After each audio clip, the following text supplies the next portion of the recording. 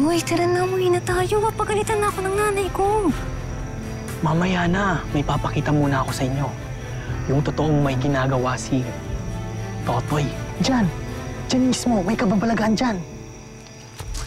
Pasensya na, ha? Ang dami ko kasing kinulot sa parlor, ha? Ha? Pasensya na. Halika na. Dito na tayo. Oo. Ay. Bakit po dyan? Baka po makakita sa atin. Wala makakita. Okay yun. Safe dito.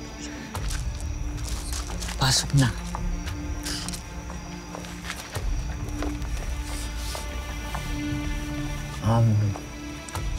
Ilang taon ka na nga ulit?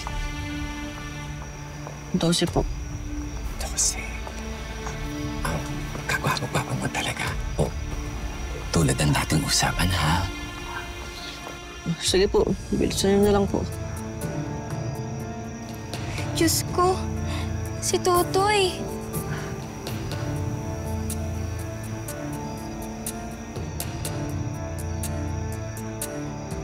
Ito ang gagamitin nating alas para makuha yung pera at baon niya. O, ayan na. Napag-usapan, 150. Next time uli, ha? Tus, talaga.